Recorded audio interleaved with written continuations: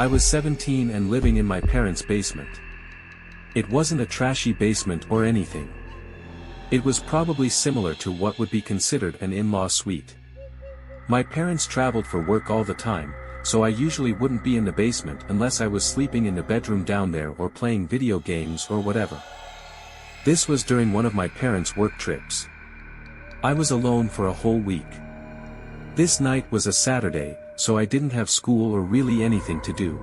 I knew it was supposed to storm later in the day, though, so before it was too late, I took my parents' car out to the store and got some food to make.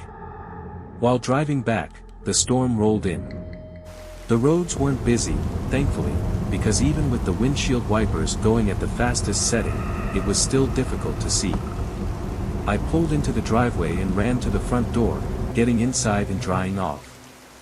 I then went straight to the kitchen and turned on the oven so I could make dinner, but almost right away, I heard something below me. It sounded like something falling over in the basement, like maybe a box or something. My first thought was that there might be a leak down there, and I got really worried about a possible flood. So, I quickly went to the basement. I opened the door and flicked on the light, and as I walked down the steps, I didn't hear anything. No running water or any other sounds, and when I got to the bottom, everything looked okay.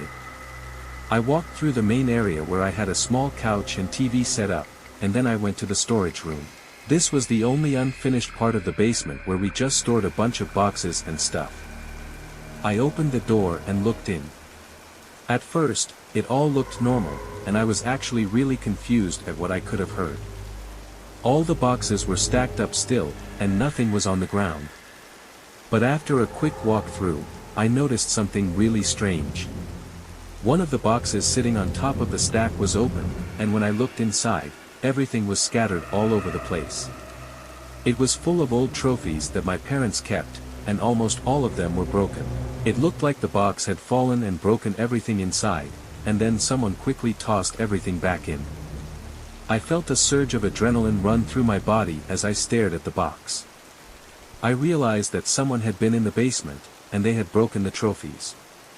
I looked up and scanned the room, feeling a sense of dread.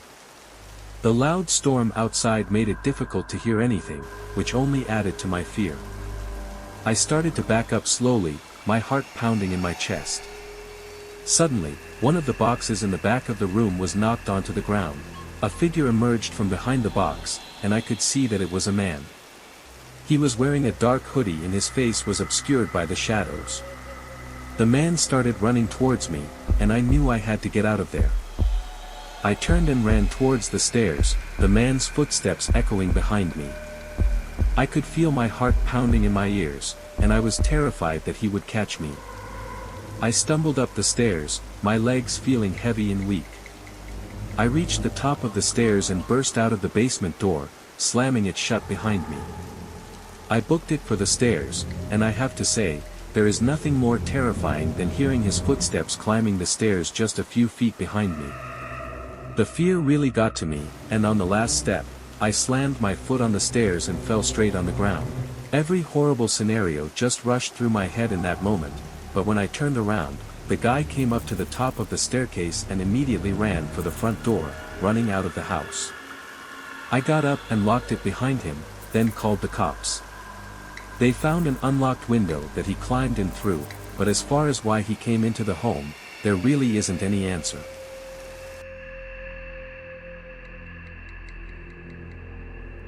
I was getting out of work late due to a recent security issue at our company that had everyone working overtime. I would usually take the train to and from work, but since I knew I'd be out past the train's running hours, I had to drive. It was nearly an hour to get home. As I was getting out of the city, though, I saw that my gas was almost empty. I didn't remember it being this low before work, but I could have been too tired to have even noticed it. I knew there was a gas station by my house, though, so I was just going to fill it up there. But 10 minutes later, an alert came up on my dashboard that I was extremely low on fuel. It had gone down way more than it should have in such a short time, and within a minute, my car was stuttering and barely running. I pulled over, and just as I put it in park, the engine cut out. I tried to start it again, but it didn't budge.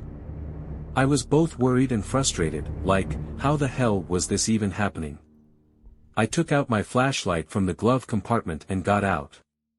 The issue took less than 5 seconds to find. There was gas clearly leaking.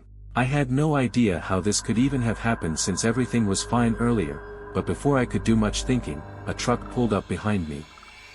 Their headlights were off, and they parked unnervingly quickly, like there was no hesitation. I stood up and looked at their windshield, seeing a couple of figures moving around inside.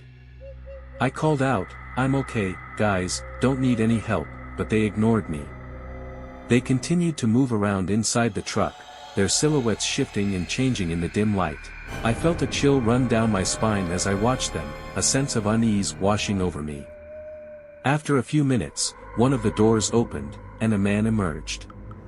He was tall and lanky, with a sinister grin that stretched across his face. He approached me, his voice low and menacing. "Need a hand?" he asked, his eyes boring into mine. I declined his offer, but he persisted, his tone growing more insistent. I felt a surge of fear as he stepped closer, invading my personal space. His breath was hot and stale, and his eyes seemed to pierce my soul. I could feel my heart pounding in my chest as I tried to maintain my composure. I knew I had to get out of there, but I was trapped, my car disabled and the man blocking my escape. Desperate, I pulled out my phone and pretended to call for help. The man seemed to sense my fear and backed off slightly, but he didn't leave. He stood there, watching me, his eyes filled with a dark intensity. As I fumbled with my phone, I caught a glimpse of the truck's interior. In the back seat, I saw a figure huddled in the corner, their face obscured by the darkness. The figure was motionless, as if they were unconscious or worse. A wave of dread washed over me as I realized that something terrible had happened inside that truck.